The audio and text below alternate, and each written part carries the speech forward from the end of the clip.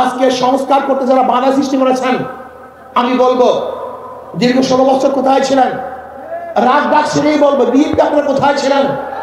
প্রতিবার ঈদের কথা বলেছেন, ঈদের পরে আমরা আন্দোলন করব, ঈদের পরে সংগ্রাম করব, ঈদের পরে সেইটা করব। হাজার ঈদ চলে গেছে, আপনারা আন্দোলন করতে পারেন নাই।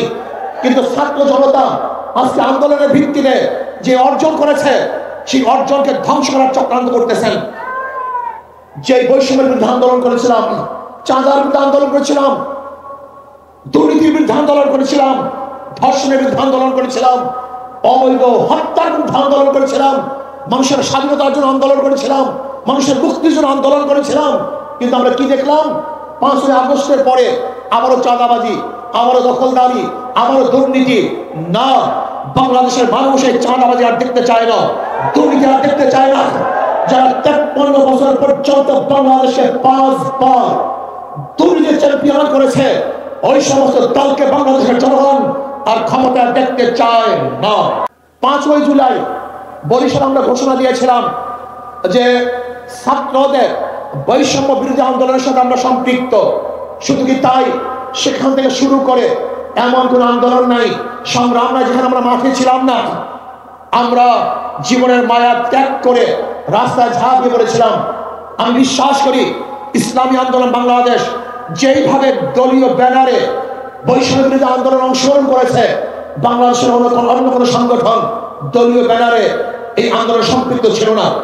শুধু কি তাই, ইসলামী আন্দোলন বাংলাদেশের যারা শীর্ষস্থানীয় লিডার নেতা তারাই মাঠে ছিল, কিন্তু যারা বৈষম্য বিরোধী আন্দোলনের বিরোধিতা করেছে, বলেছে যে এই সংগ্রামের সাথে আন্দোলনের সাথে আমরা সম্পৃক্ত নাই, তারা যদি আজকে নতুন ভাবে ক্ষমতা দেওয়ার স্বপ্ন দেখে, এদেশের জনগণ সেই স্বপ্ন পূরণ হতে দেবে না।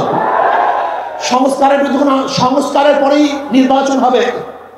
অন্তর্বর্তী সরকার কিছু সংস্কার করতেছে, তার মধ্যে রাষ্ট্র সংস্কার। অবশ্যই রাষ্ট্র সংস্কার করতে হবে। কেন? আপনারা জানেন ফ্যাসিস্ট সরকার, রাষ্ট্রের এমন কোন বিভাগ নেই যে বিভাগকে ধ্বংস করে নেই, সমস্ত বিভাগকে ধ্বংস করে ফেলেছে। কাজী ধ্বংসস্তূপের উপরে সুন্দর একটা নির্বাচন উপহার দেওয়া সম্ভব নয়। আগে সংস্কার হবে, তারপরে নির্বাচন হবে, পিয়ার সিস্টেম নির্বাচন হবে, সংখ্যানুপাতিক হারে নির্বাচন হবে। যদি সংখ্যানুপাতিক হারে নির্বাচন না হয়, পিয়ার সিস্টেম নির্বাচন না হয়, তাহলে আবারও কালো টাকা সরাসরি হবে, বেশি শক্তি ব্যবহার করা হবে, মানুষের ভোট অধিকার প্রয়োগ করতে পারবে না, আমাদের আন্দোলন ব্যর্থ হবে। স্তরের যুবক ভাইয়ের আমার, আজকে আমাদের খুশিতে মন ভরে গেছে। মনে হয় যেন আজকে আসমানের ফেরেশতাগুলিও এই যুব কনভেনশনের উপস্থিতি দেখে তারাও খুশিতে আত্মহারা। যুবক যদি জাগ্রত হয়, তাহলে সেই জাতি জাগ্রত হয়। যুবক যদি জাগ্রত হয়, দেশ জাগ্রত হয়। যুবক যদি ভালো হয়, সেই সমাজটা ভালো হয়ে যায়। যুবক যদি ভালো হয়, তাহলে দেশটা ভালো হয়ে যায়। মনে রাখতে হবে, ইসলামী যুব আন্দোলন রুহানিয়াতের সমন্বিত প্রয়াস, রুহানিয়াত ও জেহাদের সমন্বিত প্রয়াস। এই স্লোগান মনে রাখতে হবে। রুহানিয়াতকে বাদ দেওয়া যাবে না, রুহানিয়াতকে ধারণ করতে হবে। ইন্না সালাতি ওয়া নুসুকি ওয়া মাহইয়াই ওয়া মামাতি লিল্লাহি রাব্বিল আলামিন। আমার জানি ইবাদত, আমার মাল ইবাদত, আমার আন্দোলন, আমার সংগ্রাম, সরার উদ্যানে আসা, আমার সময় দেয়া, আমার জীবন দেয়া, আমার মাল দেয়া, আমার ত্যাগ করা সম্পূর্ণ কার উদ্দেশ্যে? জোরে বলেন, একমাত্র আল্লাহর উদ্দেশ্যে। ইসলামী যুব আন্দোলন সাহাবাদের অনুসরণ করে, সাহাবাদের অনুসরণ ইসলামী যুব আন্দোলন। সাহাবাদেরকে ভুলবেন না, তারাই আমাদের অনুপ্রেরণা। আমরা তাদের দেখানো পথে চলতে চাই, তাদের মহব্বত অন্তরে লালন করি, তাদের ভালোবাসতে জানি, তাদেরকে ভালোবাসতে জানি, তাদেরকে এত মহব্বত করি, আমাদের জীবনের চেয়ে সাহাবায়ে কেরাম থেকে বেশি মহব্বত করি। শুধু কি তাই, যারা সাহাবাদেরকে ঘৃণা করে, সমালোচনা করে, ওদেরকে আমরা মহব্বত করতে পারি না। ওদেরকে আমরা ভালোবাসতে পারি না। আমরা জনাব মুহাম্মদ রাসূলুল্লাহ সাল্লাল্লাহু আলাইহি ওয়াসাল্লাম আদর্শ গ্রহণ করে তার দেখানো নীতি আদর্শ বাস্তবায়ন করতে চাই। আমরা এরদোগানের আদর্শ বাস্তবায়ন করতে চাই না, আমরা মুরসির আদর্শ বাস্তবায়ন করতে চাই না, আমরা মদিনাওয়ালার আদর্শ বাস্তবায়ন করতে চাই। আমি যুবানকে বলবো, খবরদার সুন্নাতকে বাদ দিয়ে কোন আন্দোলন সংগ্রাম আমরা করতে চাই না। আমরা সুন্নাতকে ধারণ করে আন্দোলন সংগ্রাম করতে চাই। আমরা সুন্নাতকে জবাই দিয়ে তাকিয়ার নামে, আমরা কৌশলের নামে সুন্নাতকে জবাই দিতে চাই না, বরং আমরা চাই সুন্নাতকে সমুন্নত করতে, সুন্নাত অনুযায়ী চলতে। আমি বিশ্বাস করি ওয়ালা তাহিনু ওয়ালা তাহজানু ওয়া আনতুমুল আ'লাউনা ইন কুনতুম মুমিনিন।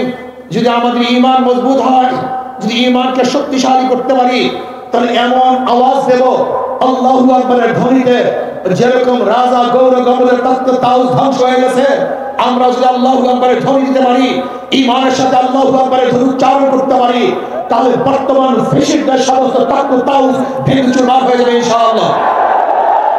এর যুবানদেরকে বলবো, খবরদার জিকির ও ফিকির, জবানে জিকির থাকতে হবে, ব্রেনের মধ্যে ফিকির থাকতে হবে, কলমের মধ্যে শুকুর থাকতে হবে, অঙ্গ প্রত্যঙ্গ সবর থাকতে হবে। মনে রাখবেন, রুহানিয়াত ও জিহাদের সমন্বিত প্রয়াস। রুহানিয়াতকে বাদ দিয়ে কোনো জিহাদ আমরা চাই না। রুহানিয়াতকে বাদ দিয়ে জিহাদ করবেন, এটা জিহাদ হবে না, সন্ত্রাস হবে। কি হবে? সন্ত্রাস হবে। যেই জিহাদের সাথে রুহানিয়াত নাই, ওই জিহাদ জিহাদ না, বরং সন্ত্রাসবাদ হবে। ইসলামী ছাত্র আন্দোলন, ইসলামী যুব আন্দোলন, ইসলামী আন্দোলন বাংলাদেশ, তারা কি চায়? আল্লাহর জমিনে আল্লাহর হুকুমতের মাধ্যমে কল্যাণ রাষ্ট্র চায়।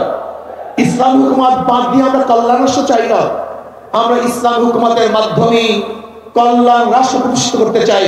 আমরা বিশ্বাস করি ইসলাম হুকুমত ব্যতীত সেকুলারিজম, সোশ্যালিজম, ক্যাপিটালিজম, কমিউনিজম, ডেমোক্রেসির কোন আদর্শ মানুষকে শান্তি দিতে পারে না, মুক্তি দিতে পারে না। একমাত্র মানুষের মুক্তির গ্রান্ট হলো ইসলাম হুকুমত। এই ইসলাম হুকুমত কায়েম করতে হবে। আপনারা জানেন, আজকে অন্তর্বর্তী সরকার কিছু সংস্কার করতেছে, তার মধ্যে রাষ্ট্র সংস্কার। অবশ্যই রাষ্ট্র সংস্কার করতে হবে। কেন? আপনারা জানেন, ফ্যাসিস্ট সরকার, রাষ্ট্রের এমন কোনো বিভাগ নেই যে বিভাগকে ধ্বংস করে নেই, সমস্ত বিভাগকে ধ্বংস করে ফেলেছে। কাজী ধ্বংসস্তূপের উপরে সুন্দর একটা নির্বাচন উপহার দেওয়া সম্ভব নয়। আগে সংস্কার হবে, তারপরে নির্বাচন হবে। রাষ্ট্র সংস্কারের মধ্যে আমি বিচার বিভাগের স্বাধীনতা চাই, বিচার বিভাগের পূর্ণ স্বাধীনতা চাই। আজকে আমরা কি দেখেছি? সরকার পরিবর্তন হওয়ার সাথে সাথে সমস্ত আসামিরা খালাস হয়ে গেছেন। আবার সরকার পরিবর্তনের সাথে সাথে অনেক আসামি জেলে ঢুকে ঢুকে মরছেন। তার মানে বিচার বিভাগ কি সরকারি ইঙ্গিতে চলে? একটা ভালো রাষ্ট্রের, উন্নত রাষ্ট্রের সবচেয়ে বড় মানদণ্ড হলো বিচার বিভাগের স্বাধীনতা। যেই রাষ্ট্রের মধ্যে বিচার বিভাগের স্বাধীনতা নাই, ওই রাষ্ট্র ভালো কল্যাণমুখী একটা রাষ্ট্র হতে পারে না। এর জন্য আমি বিচার বিভাগের স্বাধীনতা চাই। এমন স্বাধীনতা চাই, বিচারকটা আইন অনুযায়ী বিচার করবে, কাউ ইঙ্গিতে বিচার করবে না, কাউ দিকে দৃষ্টি করে বিচার করবে না, বরং আইনে যা আছে সেই অনুযায়ী সে রায় প্রদান করবে। এমন স্বাধীনতা বিচার বিভাগকে থাকতেই হবে। এমনকি ওই চেন্নাইকে, চিটাগাংয়ের চেন্নাইকে, সেও যদি বিচারের আওতা দিয়ে, সেও আইনের আওতায় খালাস পায়, আমার কোনো আপত্তি নেই। কিন্তু আমিও যদি বিচারের আইনের মাধ্যমে জেলে থাকি, তাহলে আমার আপত্তি নেই। বিচার বিভাগকে স্বাধীন দিতে হবে। কাউ ইঙ্গিতে বিচার বিভাগ চলতে পারে না। যদি বিচার বিভাগের স্বাধীনতা না থাকে, মান হাফেরা হুফেরা, তুমি যে গর্ত খুঁজবা সেই গর্তের মধ্যে একদিন তুমিই পড়বা। এই জন্য বিচার বিভাগের স্বাধীনতা চাই। নাম্বার 2, সংবিধান সংস্কার। আজকে দেখেছি সেখানে প্রায় 505টা আসন রাখা হয়েছে। আসন কম হোক বেশি হোক, কিন্তু সব জায়গায় নির্বাচনের ভিত্তিতে সংসদ সদস্য হতে হবে। মহিলাদের জন্য সংরক্ষিত আসন 100, এটা আমরা মানি না। যদি সংরক্ষিত আসন মহিলাদের জন্য রাখা হয়, এটা মহিলাদের সাথে বৈষম্য করা হয়। তাদেরকে দুর্বল ভাবা হয়। আমরা তো কোঠার বিরুদ্ধে আন্দোলন করেছিলাম, যদি আমার মহিলাদের জন্য কোঠা রাখা হয় তাহলে আমরা আন্দোলন সাকসেস হই নাই। আমরা বলবো মহিলারা সরাসরি নির্বাচন করবে, নির্দিষ্ট কোনো কোঠা আমরা চাই না। কোনো মহিলাদের জন্য নির্দিষ্ট কোঠা থাকবে না, তারা নির্বাচন সরাসরি করবে। কাজী আমি অন্তর্বর্তী সরকারকে বলবো, মহিলাদের জন্য কোনো নির্দিষ্ট আসন ইসলামী আন্দোলন বাংলাদেশ এটা আমরা মানতে পারি না, এইটা আমরা চাই না। আমরা চাই দ্বিকক্ষ বিশিষ্ট হোক, এককক্ষ বিশিষ্ট হোক, পিয়ার সিস্টেম নির্বাচন হবে, সংখ্যানুপাতিক হারে নির্বাচন হবে।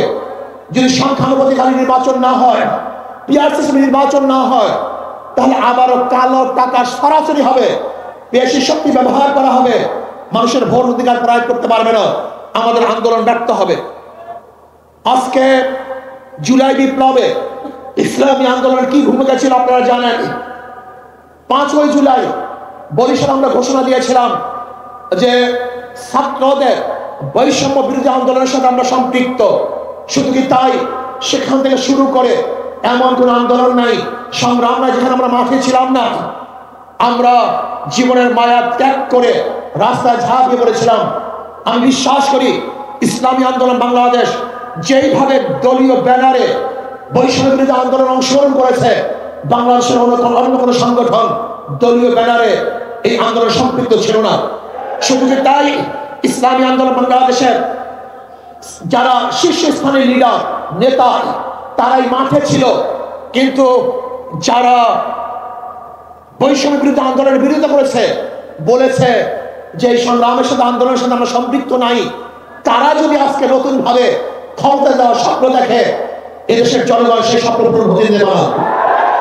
সংস্কারের বিরুদ্ধে সংস্কারের পরেই নির্বাচন হবে। আজকে সংস্কার করতে যারা বাধা সৃষ্টি করেছেন, আমি বলবো দীর্ঘ 16 বছর কোথায় ছিলেন? রাগ ডাক ছেড়েই বলবো, বিএনপি আপনারা কোথায় ছিলেন? প্রতিবার ঈদের কথা বলেছেন, ঈদের পরে আমরা আন্দোলন করব, ঈদের পরে সংগ্রাম করব, ঈদের পরে সেইটা করব। হাজার ঈদ চলে গেছে, আপনারা আন্দোলন করতে পারেন নাই। কিন্তু ছাত্র জনতা আজকে আন্দোলনের ভিত্তিতে যে অর্জন করেছে, সেই অর্জনকে ধ্বংস করার চক্রান্ত করতেছেন। যে বৈষম্যের বিরুদ্ধে আন্দোলন করেছিলাম, চাঁদার বিরুদ্ধে আন্দোলন করেছিলাম, দুর্নীতির বিরুদ্ধে আন্দোলন করেছিলাম, ধর্ষণের বিরুদ্ধে আন্দোলন করেছিলাম, অবৈধ হত্যার বিরুদ্ধে আন্দোলন করেছিলাম, মানুষের স্বাধীনতার জন্য আন্দোলন করেছিলাম, মানুষের মুক্তির জন্য আন্দোলন করেছিলাম। কিন্তু আমরা কি দেখলাম?